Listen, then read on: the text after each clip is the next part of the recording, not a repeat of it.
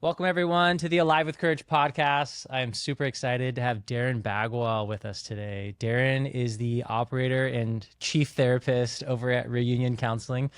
And I've known Darren for many years, and I've been waiting for this conversation probably for 4 or 5 years, just to really sink the minds of these two sides of this coin of how we love people and how we see people really grow into the fullness of their capabilities. And as a coach, I'm so excited about the future and about the courageous action that people take to step into the fullness of who God made them. And I know you love that too. And you do just such beautiful, deep work of excavating the history and the past and all the things that the places that we get in our own way we don't even know or understand just because it's wired into us. And so I'm just super excited to have you, man. So good to be here, Seth. Yeah. Yeah, so good to be here. And can I just say, Alive with Courage, like what an honor to be here. I remember the conversation we had 6 years ago as you were making a transition. And it's just incredible to see you here. And it's a privilege to be just witnessing this and stepping into this conversation with you. So glad to be here, bud. Yeah. Thank you, brother. So good. Well, not many, I mean, sorry, I know you really well, but not everybody else does. And so I'd love to just hear just a quick origin story of like where you're raised, the kind of family you grew up in, and honestly too, just pieces of your story that you think are really relevant for just the work you're doing today and who you are and what you care about. Yeah, so I grew up in Wildomar, California, about an hour southeast of here. My parents moved out of Orange County to kind of offer us some more space and to kind of get out of the hustle and bustle, which was a courageous move for them at the time, kind of moving out of what they knew. And yeah, I am a middle child, older brother, younger sister, mom and dad. And, I would say I kind of had the middle class white American dream growing up. My parents did, like a lot of us, the best they could to just offer us everything they could. And so I felt very privileged and lucky to grow up with a lot of love and community and sports and friends and, all of those things and a lot of opportunity. And I'm sure we'll get into some of the wounding and the pain. I don't know if you want me to do that right now. Well, I am curious because I know you've had many stops along the way with different vocations and as an entrepreneur for a season, as still an entrepreneur now, obviously. But there were moments that really, I think, probably shaped your perspective of human life, human growth, human flourishing, the things that get in the way of that. So yeah, I'd be curious to hear a few things that have really influenced like why you've stepped into becoming a therapist. Yeah. So probably 28 or 29 was the first time I recognized that I actually did have wounds, that my family wasn't perfect, that just because my parents stayed together, just because, I was a white middle class family, doesn't mean that I couldn't be hurt by that and I couldn't be wounded. And so I didn't really allow myself to, I guess, embrace that reality. And so before 28, I had the perfect ideal family and I was very privileged and very lucky and kind of lived out of that reality. And after I started doing some of the deeper work and recognizing what is going on internally in me, and I noticed that there was actually a lot of pain in my home, and it started with my older brother stepping into just being a young kid with the wrong kids and got into drugs and the wrong crowd. And so he brought a lot of havoc and turmoil into my home. And my parents had no clue how to handle that. And so my dad turned to God, my mom turned to alcohol. And I just remember one scene when I was about 10, 11 years old, where my dad and my brother came home under the influence of something, just enraged. And my dad was just trying to keep him in the home. And there was, a fight that ensued. My dad was trying to hold him down. And I was just like full of distress, and I couldn't name what that was. And I couldn't control it. I couldn't keep the peace no matter what I tried to do. And so I just remember running into the bathroom and breaking down, and I was alone, and no one witnessed that. No one was there for me. And I just kind of made this unconscious,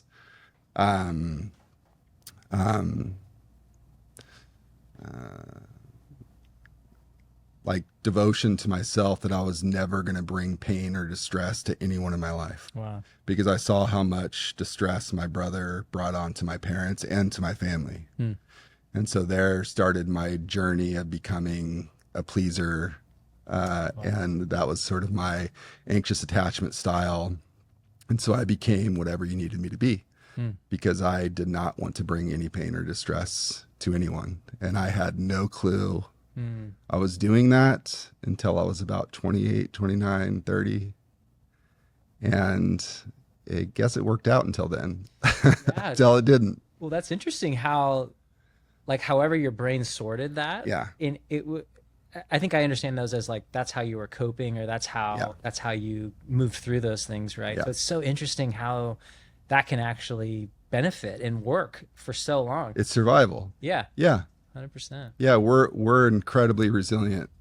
And so we learn how to adapt and survive. And it doesn't feel like that at the time because we have the resources we need, but internally, it's survival. Yeah. And so I learned how to cope. I learned how to adapt. So what happened at 29 where the lights went on and you were like, whoa, this isn't, because isn't that kind of what happens? The coping works until it doesn't. Like you hit a marriage, or you hit a boss that you have conflict with, or you hit something, right? Yeah. Oh man, you're making me think, Seth. Well, in the process of becoming sort of that anxious pleaser and learning to be everything for everyone told me my whole life how great I am. And that felt really good. Yeah. And so I learned, I was, and that's kind of an overgeneralization. I wasn't that great, obviously, but that felt really good to me. And that was kind of this false identity I carried. And so I loved being okay and showing up okay. So I had no clue how to be vulnerable. I had no clue how to really connect with how I'm really doing, or say, this is what I really need, or this is what I really want, or this is what I really desire. Because in that moment in the bathroom, I was alone. And we can get into trauma if we need, but yeah. And so back to the question, 28, 29, I was just getting married, and I was very fragile because I was, sort of known to be the golden child and the good boy and, the pleaser. I can relate to that. And stepping on my wife's toes, which you do in close proximity relationships. I had a really hard time accepting that reality because I would never hurt anyone. So there's no way I'm hurting you. There's no way. This must be a you thing. But she's saying, you're hurting me. This must be a you thing. I would never do that. Everyone my whole life has told me that I'm an angel. Gosh, I said, and I believed that, which is insane. And so that started the process. My wife, God bless her, held up the mirror to me long enough, right? And dealt with, my immaturity and youthful self long enough for me to actually step into some deeper work. And then I had a moment where I was entrepreneur and I really had no clue what I was doing, owning a business. And I had a moment where I wanted to go deeper into supporting marriage and family. And so I stepped back into school to get my master's, and I found a book called How We Love, and it just said, "Hey, Darren, this is what's going on. This is who you are." And I was like, "Oh my word!" Yeah. And I stepped into that field thinking that I kind of got some stuff to offer, kind of got some stuff together to be able to offer it. Yeah. I'm going to go into this field and really make an impact. And what that master's program did is just open me wide open. And, that kind of, that was another aspect of the work is we had a couple miscarriages, and that brought us into couples therapy for the first time, that process. And I remember a therapist said, "Describe your mom to me." And I said, she's fine. She was there, she's okay. And the therapist just looked at me and, "That's all? She's fine. She's okay." And I was just like, yeah, she was a good mom. And I just remember, her challenging me a little bit in that moment, and just me like going back, reflecting, like, what was that about? Like, what was that about? And, later to find out, after doing more deeper work, my mom not knowing how to cope with my brother and turning to alcohol. And my narrative and my experience with her is her not being available because of that. Me feeling abandoned by her. Dang. And she is a loving, nurturing woman. I still have a wonderful relationship with her. We've talked about all this stuff, and have had some beautiful conversations and reconciled. And she's been really amazing in being able to ask me about my childhood and my experience in it. But I never knew. I just thought my childhood was fine. It was almost as if the therapist was like, "That's it? Like, isn't there more?" Like, well, attachment theory is all about a secure bond. Yeah. And so that one of the questions we would ask is, do you have memories of being comforted, right, as a child? And so there's some form of safety. And so because I wasn't able to to put language or describe that as her being a sort of safe base for me. Yeah. That was, something's missing. Yeah. And I didn't know what that was. She did. Yeah. And so she started sort of that awareness for me, and that's always the start of growth. Yeah. Yeah. So that's pretty cool. Like, so fast forward a couple years, you move through your master's program. I'm sure and there's tons of hours on the back end of that thing to really fill out the full picture of it. Yeah. But it's now you essentially get to hold that same space for others. Yeah. And just to notice and to start poking into people's stories. Like I guess I'm super curious, like these moments that you've experienced where you're like, this work really matters because ... Like I'm super curious, because it sounded like that was a moment for you when you were like, when she asked me that question and helped me see the reality of my relationship with my mom. That was a moment that was a big shift for you. Yeah. So I guess I'm curious, like what are these moments that happen in the space that you hold that are just like priceless moments for the people you get to serve? How much time do we have? I think of a few. One that really stands out was really early in my career. I was what you call an AMFT, an associate marriage and family therapist, still building your hours to get licensed. And a veteran of the war shows up in my office somehow. And he's young, he's in his late 20s. And his sister's fed up, he's addicted and just isolating, suicidal. And I am trained in what is called eye movement desensitization and reprocessing, EMDR. It's a modality for treating trauma. And so the dude I was working with said, "I don't treat trauma, go to my associate." And this is like a complex case. And I'm new, green, going in the deep end. And I'm like, okay, let's go. And so the sister pays for like 8 sessions or 10 sessions or whatever.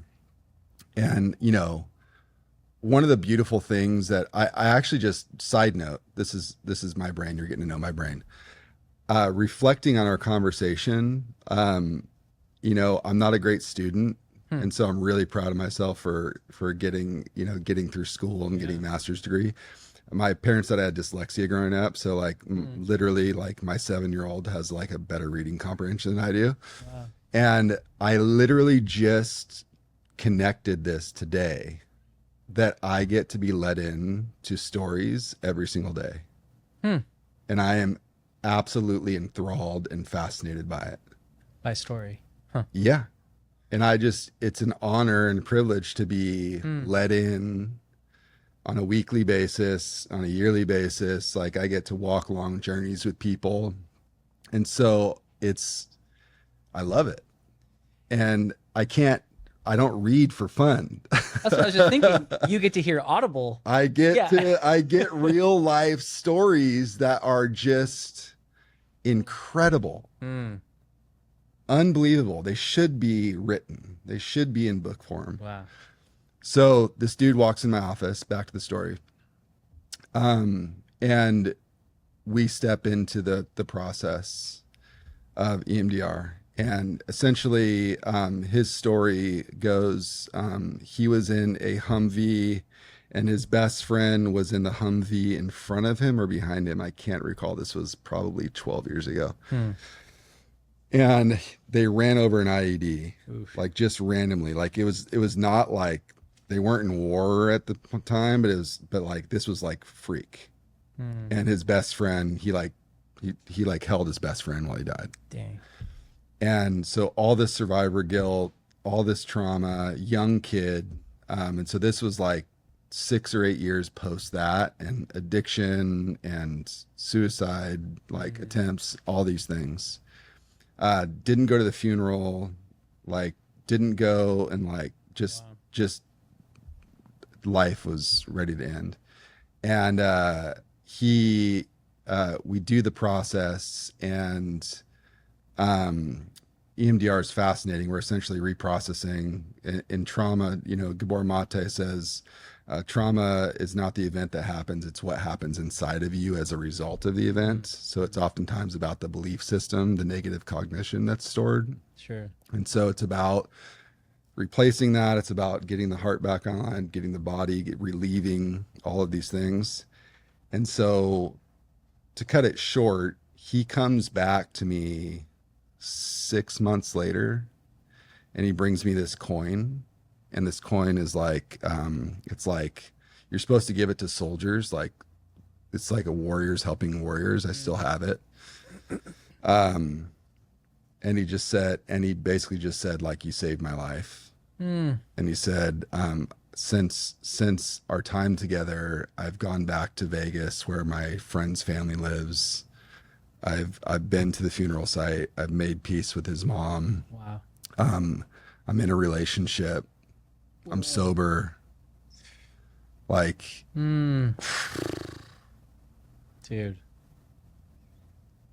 I know. And so I don't even remember the question, Seth, but that's like first 8 months of me practicing on my own. Yeah. And I get to encounter a guy on the fringe of dying. He was dying. And, I wish I knew where he was today. I wish I knew where he was today. But, and so that's just such a privilege to be let in. And then the other part, I sort of use the frame of attachment and trauma. And so it's generally connecting to that younger self, the origin story, kind of like you asked me. And so when that light goes on, when they see, oh, this is who shows up as an adult. This is why. And I've been doing it long enough where I kind of know how to maybe pull the levers. Yeah. And it's really cool to do it individually, but it's really powerful to sort of experience the relational part of it, because I do a lot of couples work. Yeah. To see the spouse, see that young part of their spouse, to build compassion for their spouse instead of contempt. It's night and day, dude. Yeah. This is why you're doing that? Because you were neglected as a kid, right? Because you're abused in this way, because you were treated this way. This is who's showing up in this moment. And this is what you didn't get then, and it's probably what you need now. that will never get old. No. Never Yeah. get old. Yeah. Yeah. So yeah, so it sounds like that. Those are the moments where God's like, I've anointed you to hold this space, and I want you to Humbling. be this person that holds this space for these Yeah. people to Yeah. discover that healing. That's insane. Yeah. Humbling. Yeah. Yeah, in my work, like I always tell people the two areas that I see people getting in their way the most of being able to perform at their fullest capacity is limiting belief systems and faulty identities. Yeah. And I just love to hear from you, and you've probably daylighted a little bit of this already, but like, I'm seeing that as like, because I'm hearing them talk, and you can hear how people occur to themselves or how the world occurs to them just simply by the way they speak, right? And so they're telling on themselves, or they're telling on the way they see the world, the way they see themselves, the way they see this gap that they're facing. Yeah. And so I'm just curious from a therapist perspective, how do these limiting beliefs and faulty identities, like where do they take root, and how do they start? Because it's incredible like how long they will travel with somebody. I mean, like I was abandoned, like that belief system could start at 5 and walk with somebody their entire life. And so much is being robbed out of that person's life because they know themselves as the abandoned one, right? So, I mean, it makes a lot of sense or sorry, I should say, having a space to discover that, Yeah. and to understand what's getting in the way and why Yeah. these beliefs exist and why these identities have formed. It's massive, So Yeah. I'd love just to hear how do these things start? And I think you said it with the Gabor quote, where it's less about the actual trauma event and more about the post process of how do you process it, what gets stored or stamped inside of you, right? Like, so I just love to hear that. Yeah. And quickly, I'll just say that I've done a lot of work around it. I've engaged in a lot of modalities. I'm deeply rooted in community, and by no means is the critic, or sometimes the younger Darren, fully gone. He still will show up.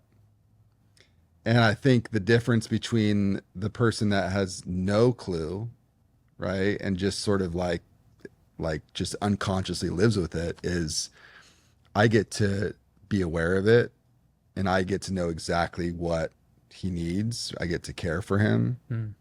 I get to direct him. He's not directing me. No way. Yeah. And so less frequent, some of the work that I started doing was just learning about being conscious and aware of those belief systems that would show up in me. I was obligated. I had to. I was full of pressure, full of anxiety. No clue I had any of these things, but it made me depressed. It made me like have a hard time getting out of bed. And so I essentially committed to learning to I connected this as a provision of God's.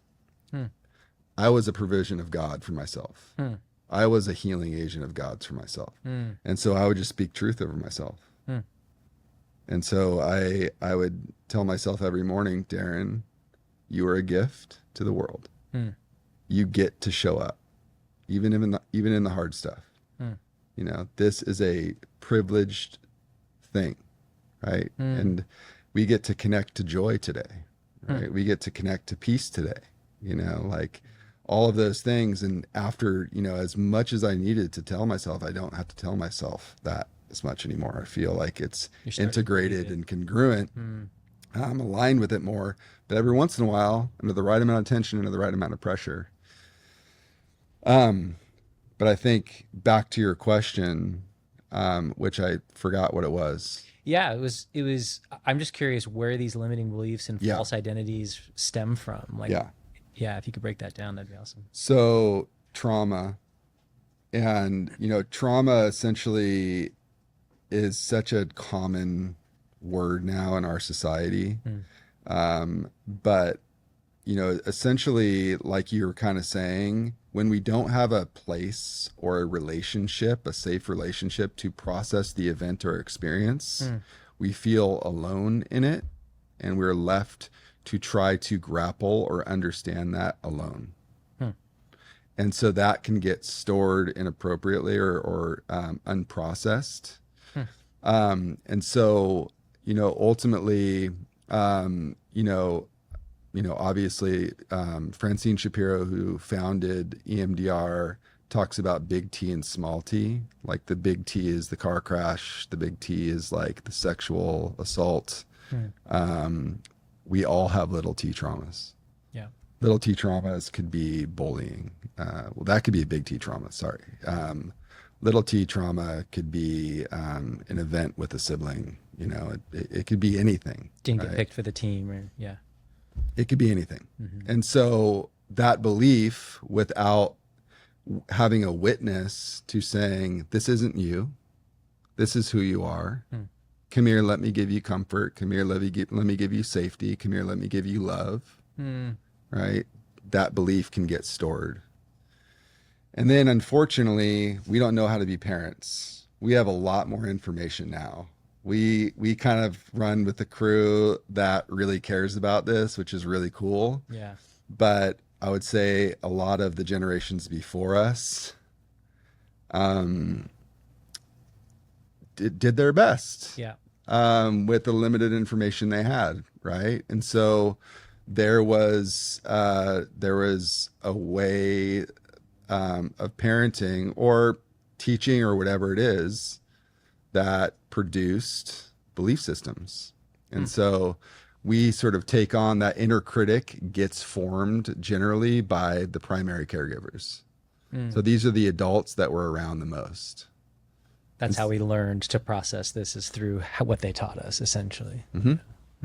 And so if they were encouraging, if they were life-giving, if they were affirming, we still might have a inner critic, but it's going to be different than if we had someone that would tear us down and belittle us, and so it just really depends. And then we know so many people that are so connected to earning and performing for their value. And so that culture was, and it still is wildly present today. Yeah. Especially in our culture here.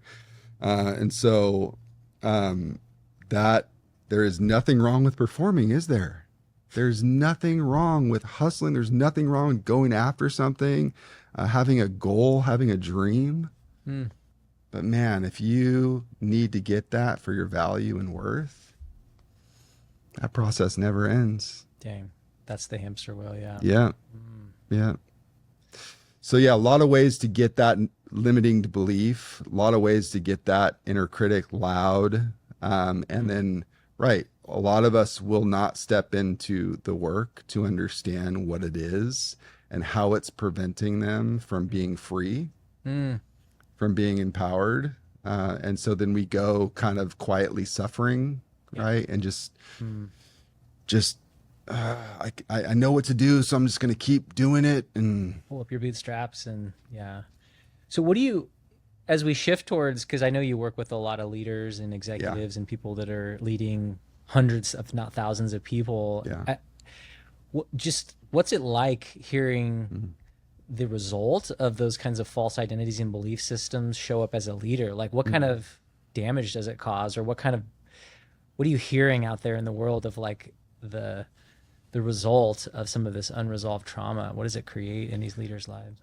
That's my, I think, biggest heart in preserving the family, and then first preserving the marriage, preserving the family, and then even preserving the organization. So that's how you look at it. Marriage, family, then org. Yeah. But it's making sure we preserve the man's heart. Yeah. Because in all the scenarios I've seen where there's been no intervention and the man goes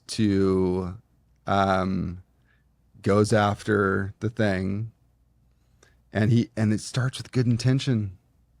It starts with providing for the family. It starts for taking care. It does. It always does. Mm, And then it's just a degree off. mm, And then before you know it, they end up in a place where they've lost their heart. They're depleted. We've heard this term hundreds of times, burnt out.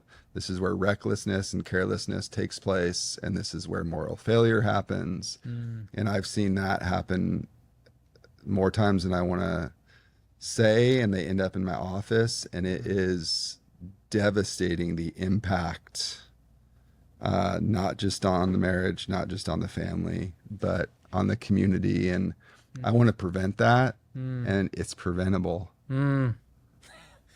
Dang. It's preventable. Because like, let's say in the instance of like, say, moral failure, marital unfaithfulness, right? Yeah. Like, and the person's so depleted, so overworked, so like, Yeah.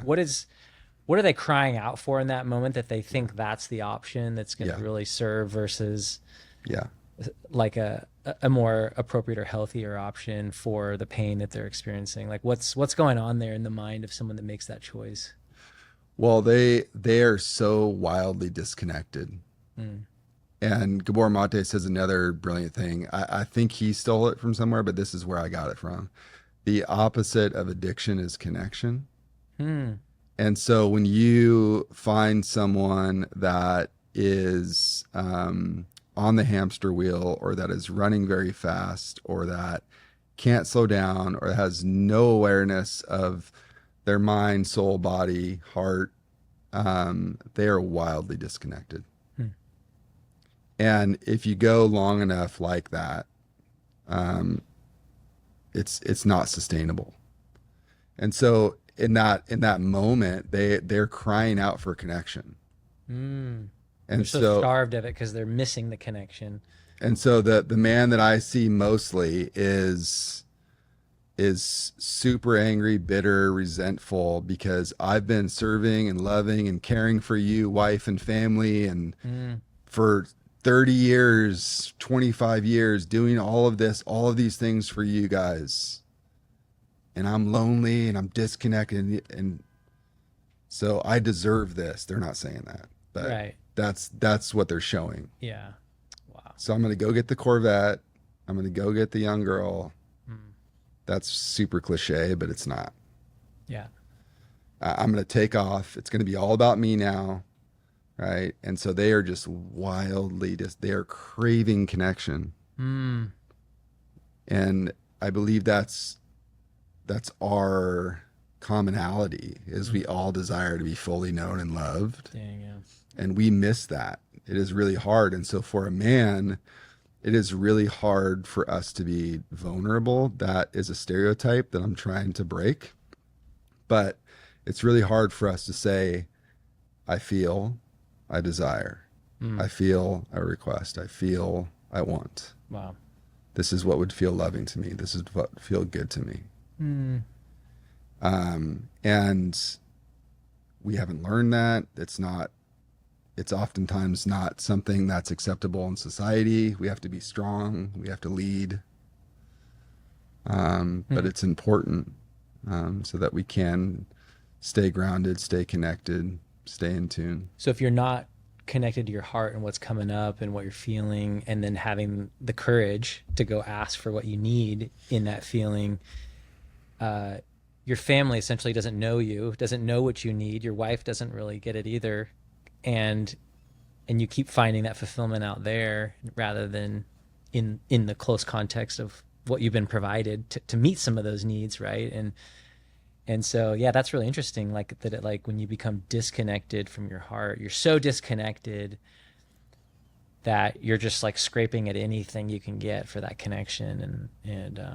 And we'll take the instant stuff, Yeah. the stuff that's shallow Today. Yeah. Or I can buy. Yeah. Yeah. Yep. Yeah. That's so heavy. Like, Yeah. So then it's interesting to think about, like, so that leader's then showing up every day to go lead a team or to go lead a company. Yeah. How does that go? Well, they know how to do it. God. They are so good at putting on the mask, right? And it's what they've been sort of trained to do. And so I guess it's not sustainable at all, right? But they can play the game. They can do the thing. And oftentimes when there is a break, when there is a crisis, when there is, oftentimes like the intervention is the 30-year-old ish male will show up in my office with panic. And it's because he just started carrying family, career, momentum, movement, more than he can handle himself. Like the old coping systems are redlining. Like He can't keep all the balls in the air. yeah. And his body's like saying, I can't handle this. And Anxious he does not know what this feeling is. And he thinks he's dying. Dang. And someone recommends therapy, and he shows up in my office, and I lovingly and gently say, you're not dying. These are called emotions, and they're okay. And we need to learn about them and learn how to be comfortable with them. And we're not going to give them permission to lead, but we are going to take good care of them and learn how to manage them. And that is the best thing that can ever happen to a young leader.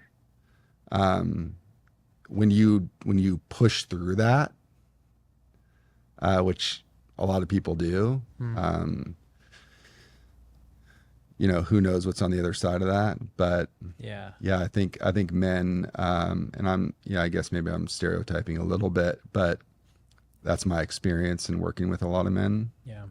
Is a system has been created where this is what you do. You go and you coach sports and you work really hard and you provide and you continue to have an upward mobility at work and you continue to take on more responsibility and you make more money and you take care of all of these things. And so when the moral failure happens, everyone is shocked. Like no one knew it was coming because the man did not know how to say, I'm really struggling, or, hey, something's going on, or, hey, I don't know how to slow down, or like, and so I guess this is my time to tell everyone why community is so important. Dang. Yeah. Tell it. To be seen and known, is to be Like for someone to raise their hand and say, bro, you're running fast right now. I mean, I'm thinking of somebody right now in my head that I'm want to send this podcast to, and be that voice of community to that person, Well, that's it, because it's, I want to be known. Like a good majority of my growth and maturity has come in a very hard and painful way because my wife has held up the mirror to me. She was courageous to hold up the mirror. Yeah. And she still loved me and was faithful and loyal throughout the whole time. And so it allowed me to look at myself and say, oh, yeah, that is true. I can either be stubborn and say no, or like, nope, you're right. Like, let's do some work around this.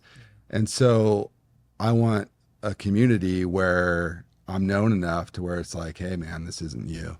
Or, hey, man, like, what are you doing? And that's hard to produce. I'm in those communities, and it still takes a lot of courage to call out or even be called out.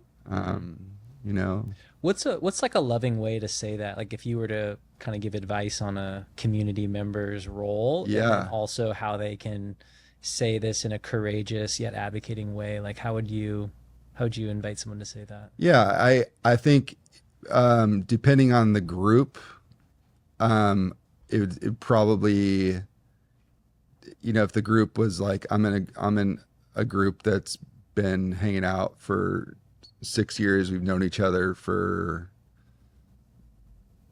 15 or 20 years. Mm. So it would probably be safe to be able to call somebody out in that group. But if not, you pull them aside and you just say, hey, I've just been noticing this and I care about you. And I'm just curious, like, what's going on? Yeah. Yeah. To share the notice. So Yeah. good. Like this is what's coming. I'm Yep. connected enough Yep. to just share what's coming up in me. Yep. I feel anxious for you, or I feel scared for you, or Yep. yeah, what's going on? Yep. Mm. Yep. I see you. Yeah. I see you. And Wow. Which is the opposite of this person's alone and acting in that alone memory or that alone trauma event. Yep. And whether it happened Yep. back then or it's going to happen right now, Totally. someone sees you. Totally. It's what you do. Yeah. It's what you do. They're not paying you for that. They're paying you to make them more money or, help them with strategy. Right. But you see them and they're like, oh yeah, you're right. Oh yeah. Whoa. Yeah. Okay. Yeah. So much of the targets that we go after in this work, they're just playgrounds to have the person leak out. Totally. So you can just see what's in that heart, Totally. what's Yeah. getting in the way. Yeah. And because whatever these targets are, these gaps are, it could be anything really. Sure. That helps that emerge. And I think Yeah. it's so cool to have somebody observing and to be really willing and ready to ask the hard questions and to help discover what the healing journey looks like. I mean, I'd love to hear from you. Like, you get that middle 30 something man in your office, and he's willing to start noticing and start observing what's going on and start learning how to have language for what's going on. I'd just be curious to hear what the healing journey of the heart looks like. Like, how, if you could kind of map it out in a way that is helpful for people to kind of get their heads around. I'd love to hear that. Yeah, I think. Oh, I guess I'll have to identify a certain archetype client, but the three types of clients I get are the begrudging client that comes in with his wife. And I have a handful of those right now that have a lot of deep work in front of them. And I don't know if I'm going to be able to convince them that this work is important enough for them to do because they've managed life well enough. But like they're getting by with the coping things that they have. Yeah. They can't sit still. They can't be present because they don't have the ability to care for their heart. They can't care for wife's heart. They can't be present and care for kids' heart. And they desperately want to. And so that I get very motivated to first obviously build trust and connect to that client because I really want them to see it and get the help they need. And then the other client is highly motivated. And so they come in because they want growth or they just came from some sort of crisis. Like I just, had a 40 something that panicked, thought he was dying, successful business guy, kind of ran on the head forever, successful family, all the things, ideal society, Christian, and, thought he was going to die from a panic attack and ended up in the hospital and the whole thing, and then found his way in my office, and he's all in. And so that is an incredible client because he is just willing to do whatever. And so, yeah, it's connecting him to his history, to his origin, to understand, sort of that youthful part of him. And, like part of my story is, that 10, 11-year-old boy, under the right tension, pressure, stress would show up and he would take lead. And so he was defensive and reactive and stubborn and no clue how to connect and be vulnerable. And so a 10-year-old, 11-year-old has no clue, no business being married, business owner. And so I had no clue about him. And when I started doing the work and being able to connect to that boy and seeing him, like, he's my responsibility. And so taking good care of him is a privilege of mine, you know, and I don't think he's 11 anymore. I think he's developing and integrating, right? But every once in a while he'll still show up. And so it's connecting them to their origin story. You know, oftentimes if you have an avoidant attachment style, you have a fine history. It's fine. Yeah. It's fine. Yeah. Right. And you generally don't have a lot of memories from your childhood. That's true. And so that one's maybe a little more difficult to connect to, but that's really important for you to sort of connect the dots and like, why is this part of me showing up? Under this amount of stress, under this amount of pressure, under this amount of tension, why do I show up this way? So that's one. Assess for trauma. And so there's ways that we can treat trauma. Assess for those sort of limiting negative cognitions, like, because, you know, like you use maybe different language, but we're attempting to do the same thing. I want my clients to be free and empowered. I want them to be completely in line with the things that they mostly care about. To be completely congruent with, you know, objectively with the things that they most value. And that's not an easy thing to do, but when they know that, when they get off course, they're going to be aware of that, and they're going to be aware of, you know, what Darren needs, right? When he's depleted, right? How to refuel, how to replenish so that he can get back in line. And it's just a never ending, right?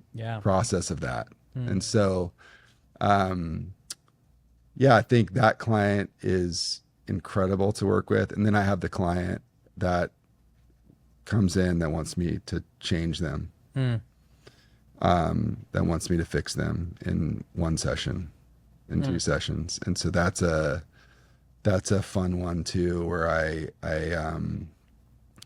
you know, I think the miracle that we see the most, I don't use the word change. Viktor Frankl wrote a book called Man's Search for Meaning. And I always start with this in therapy, but he says a bunch of brilliant things. But one of the things he says is in between stimulus and response, there's a space. And in this space is where change and healing happens. And I remove the word change and I add maturity and growth and healing. And so the hope is that we would, you know, in therapy, we would sort of stop all the stimulus in life and we'd come and we would slow down, take a breath, and just be here, attempt to be here. That's hard for a lot of people, but attempt to just be here. And then we would assess all the pain, you know, the origin, trauma, any of those things, where the growth and healing is, and then start doing the work so that we can leave and respond really well to all the stimulus that's going to show up. But I don't like the word change because change implies transformation. And that's what we all want now. Yeah. And I like using growth and maturity. I like using healing, but the miracle that I see most of the time is this slow, messy process, like the sanctification towards Christ, like this movement of maturity, this movement of growth. And that's going to be the rest of our lives. Yeah. Maturity is such a great word because you're never there. Like, so it's a constant ongoing thing. Settle in. It's for the long haul, you know. Not in my office for the rest of your life. Yeah. But yes, like for the rest of your life, we need to be humble enough to know that there's more. Yeah. And that's a good thing. That's an exciting thing, right? It means more to offer. So when you see a leader get its heart back, whether it's 6 months to 3 years or whatever the time takes, what starts popping that you see? Gosh. I mean, I just got a text this week being invited to a baptism. And, you know, again, like a leader in the community, family deeply integrated in community and church, and a sex addict, Hmm. and exposed, and ended up in my office. And he's 9 months sober, and he just texted me this week, inviting me to his baptism, because Dude. and so he's just alive. He's free. Hmm. And I think that's like the thing, is the operating system, the posture. That's the biggest fear, is you're gonna lose like the edge, you're gonna lose the chip Hmm. for these like high achieving successful guys, is I'm gonna lose my like edge. I can't do this work. Like I'm not gonna be able to go after the thing. This is how I do it. Yeah. Hmm. And I don't believe that to be true. Hmm. And so I think the heart and the posture shifts, and it shifts from a place of being like enslaved. It shifts from a place of have to. Hmm. It shifts from a place of um what's the other word? Like disempowerment, to a place of empowerment, to a place of freedom. Hmm. And I like, again, when you are feeling, when you're in survival mode, so when you have to, when you're in survival, when you're in fear, you cannot connect with joy. Yeah. You cannot enjoy your life. Dang. That's insane. So you can go to Hawaii. You can take your family to Tahiti. You can go on the most extravagant trips in the world. You can go, I can't even tell you how many times I've heard the wife say, he's not here. Gosh. He's not here. Hmm. We do all of these awesome things, but I do all of these awesome things. I provide all of these awesome things, but he's not here. So you can be here. You can be present. You can learn actually how to be at a pace that's sustainable, so you can get to 60 and 70 and actually flourish in this later season of life. But I think that the biggest thing is you can actually connect to presence, which you can connect to enjoyment, which you can connect to others. Mm. And that's the purpose of life, is connection, in my humble opinion. Mm. And so that's the thing I see the most, is like, I had a guy in my office this week, and he's like, Darren, I don't look at my phone every morning seeing if I got any sales. I don't look at my bank account anymore every morning. Hmm. I used to do that before I would go to bed, and then every single morning. Hmm. I don't do it anymore. Hmm. And he's like, I don't care. And he's still growing. He's literally still motivated. He's doing all these really cool things in his organization to like build trust with his team. And he's like, I care about the relationships. And I'm just like, that's awesome. That's amazing. But that's kind of what I see. And it's just, it's so cool. If your relationships, if you can't be present, if you can't be connected to your heart, if you can't be free and connected to enjoyment, I don't care how much money you make. I don't care how successful you are. Yeah. I don't know. That's huge, man. Yeah. Yeah. Like, I think what I hear you saying is, yeah, when the wholeness of your heart starts to come back, you start believing what's true about you. You start, you know who you are. Like, you don't have to be anything different out in these places, right? Like you said, you could be vulnerable with what's coming up, what you're noticing. And all of that creates real connection, which the heart is craving. Oh, Because you don't want to be, because you're used to being alone in the whole thing, and now you're connected again. And I was just even thinking about like other things that come online when you get out of your survival, like creativity, the ability to vision, the ability to innovate, right? Like there's like this whole other Narnia door that opens up around like what's possible now, you know? So That's really beautiful. Yeah, when the heart comes back online. You're if it's okay, Yeah. you're making me remember I get the privilege of working with like nonprofit director, like executive, pastoral, teams. Mm-hmm. And I oftentimes get the pastor that doesn't know where to go and needs a safe place. Hmm. And we discover that they're probably not supposed to be pastoring Hmm. and that they're doing it from a place of fear Yeah. because this is all they know. It is the provision for their family. And so you just kind of reminded me of like, I got an email a couple years ago from a guy I worked with, and he started a some sort of coffee business, and he left his pastoral role. Hmm. He started with his son, and Cool. this was a really hard, big deal for him. Um, and I just am like thinking about like all of those encounters where when you stop operating out of fear and you start connecting, oh, this is who I am. Connection. Yeah. Connection to yourself. Yeah. I was told this is who you're supposed to be. Mm. And there's nothing wrong with being that, but maybe it's not where you're fully aligned. Mm. You learn how to do that, but the fulfillment that comes when you feel more aligned and connected is free. Mm.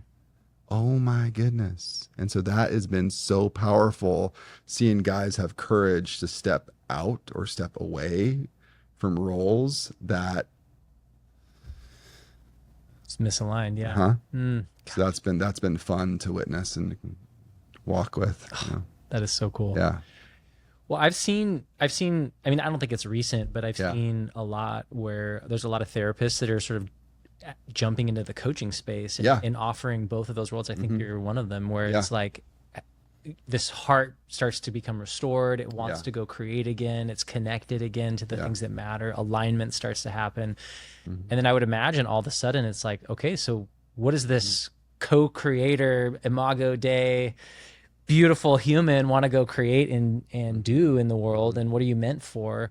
Yeah. And so I just am curious how you see therapy and coaching really working hand in hand, and like how do you prescribe that? Like like do you see it working together? Do you see one before the other? Like is coaching part of like conversation one, like in your therapy spaces? Like, just curious how you see that mashup happening. Or I mean, I've had the privilege to work a little bit with you and sit with you, and you've helped me through some complex thoughts and processes, and so you have something really beautiful and unique to offer that I can't offer.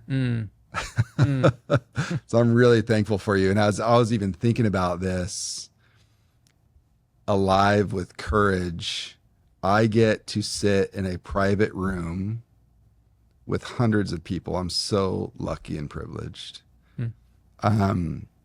It feels like you get to impact our whole community. Like that's how it feels. It feels like you've like impacted like every entrepreneur in our community. And it's like that takes so much courage to say like, hey, I have something like really important or valuable for you. And then to see the fruit from it.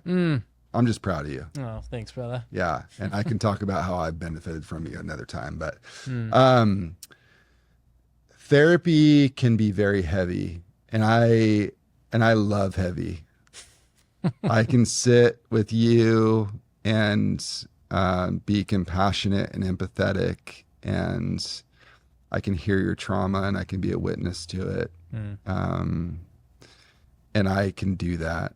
And then I'm super intense, and I just like want to shake you sometimes, and I just like I want the best for you, and I just so you probably get a little bit of both from me, but like um, um, therapy, oftentimes they kind of categorize it as, like, therapy is maybe more about the healing. It's maybe more about the history. And then Mm-hmm. once you sort of can clean that up, and coaching is maybe more about the presence and moving forward and growth and, but to be honest, a lot of therapists step into the coaching space to get out of the bylaws of, Hmm. A little more freedom. California. It's a little more freedom. I can work with someone in Arizona as a coach, Mm. relationship coach, but I love family systems. I love relationship. That's my heart, is restored relationship, Hmm. restored relationship with self, restored relationship with God, and restored relationship with other. Mm. And so I love doing that. And I do that with couples. I do that with individuals. I do that with families sometimes. And so it can feel natural to do that with organizations or with teams, Hmm. because it's the same stuff, different offering. But you, the work that you do, I would maybe wouldn't step in as so much results based, Gotcha. and I would step in more like assessing organizational health and trying to restore Do we have order. a heart that works in the Uh-huh. midst of this Yep. organization? Or Yep. yeah, Is this sustainable? yeah. Do we have good Are we soil? going to burn out? Are Yeah, we going to crash and fail? yeah, Are we going downhill quick? Is everyone in the right seat? yeah. Should you be in the seat? Mm. Mm. And so I think that can oftentimes feel like a natural transition, but it's so different. Mm. It's so different. Mm. I think there's a lot more parameters around therapy, and so coaching feels like a little more freer, and that feels exciting for me. Yeah. Like I want to go surf with all my clients, and like the law says I can't, Dang, yeah. and you get to, Yeah. and it's like, and so I want that freedom, Mm. like I'm not a very traditional sort of therapist where, like I love my clients. Mm. We build connection, and, there's boundaries, and, I do my best to keep all those, but it's a relationship. Yeah. And so, but I think coaching is more freedom for the relationship, and Mm. yeah, for me to really come alongside you in like more of a holistic way. Mm. And so I think that's intriguing for a lot of people. Yeah. Yeah, I'm curious what you think, because I know that we've talked about sort of the integration of both, and I know that you do a lot of identifying, oh, this is healing work. Yeah. And you probably do some of the healing work, right? Mm-hmm. Because you're well versed. Yeah. No, totally. I mean, I love getting clients that have gone through therapy or Yeah. are currently working with a therapist, because it's the amount of the speed in which we can understand how someone's getting in their own way is like exponentially faster, because they have the ability to notice their heart, understand what's going on in there, the vulnerability and the courage to truth tell and to say what's going on in there. Yeah. And so once we can daylight that, then we're not like trying to find strategy around it. It's right there. So, Totally. and I have my own ways that I love going back into that story and inviting Jesus to, which was so cool to hear you say, like, the biggest reason why trauma messes with us is because we experiencing it as an alone thing. And then to go back to those encounters, and then to invite Jesus to be in the room, like, and to go, you're not alone in this, and this is what he would say to you, or this is his face towards you when that moment happened, right? All the tenderness and the connection and the reassurance and the truth, really, of what's going on in that room gets to come out. And those are some of my favorite moments, is to just watch people connect with Jesus in those heavy moments and hear the truth, hear the voice of unconditional love speak to their heart. And because it's exactly what they need to hear today in the moment of whatever gap they're facing. It's the same thing from 30 years ago that they never got, right? Which is how they're getting stuck. And then to watch them go apply that and to take action with whatever the thing they were going to do, get up and run the meeting or fire the person or whatever it is, Yep. because they're listening to what that voice of truth and unconditional love said to them. Yep. And then what I love about the coaching space is you get these live opportunities to go practice all the things. And I bet you get that too, where you're like, did you have that conversation with your wife, or did Yep. you say the thing, Yep. like those are such fun moments because they go do the courageous thing and then come back and you can see the life in them. Totally. It's beautiful. Yeah, that's really cool. So Yeah, it's wild, all the hats that I wear. And so like you were just talking about, like you get hired on for a big, executive coaching gig, Yeah. and then you play role of father, then you play Yeah. role of mother, then you play role of, therapist, whatever it is, you play role of Jesus. Like you're a healing agent. You're a witness to their deepest wounds. And it's so cool for you to have the lens or the awareness that is like the most sacred, like incredible thing that you could be utilizing your time for. oh yeah. And it's cool that you have, the eyes for that. But What comes from just experiencing it myself, Yeah. of just having to work through all the gaps and yeah, anxiety and different things I'm working through, Totally. and learning how to work out of fear and back into love. Gosh, I know. it's everywhere. I was listening to a podcast on the way into today, and we can wrap here, but this guy, Jamie Winship, that I love listening to, he says, he's like, I wake up and one of the first questions I ask my wife is, hey, what are you afraid of today? Whoa. Just as a starting point, like to basically Unearth. flush out whatever's getting in the way Yeah. of experiencing God's love and truth. Whoa. And to daylight it. And then they've learned how to catch one another's heart in the midst of the fear, and how to bring that to the Lord. Oh, cool. And how to exchange that. But I thought that was such a cool, like, that's really how do I get empty Yeah. of that so that I can go step out, encourage, That's really cool. So thanks so much, man, for being here. Oh, I Seth. feel like I could keep talking to you for hours. Hours. You have such good stories, and you can tell like this isn't theoretical for you. It's day in and day out, and the work you've done on yourself. Really, it's really cool to see how it impacts the people you serve. So well Thanks, done, man. Yeah, appreciate it, dude. Yeah, pleasure. Yeah, right on. Yeah.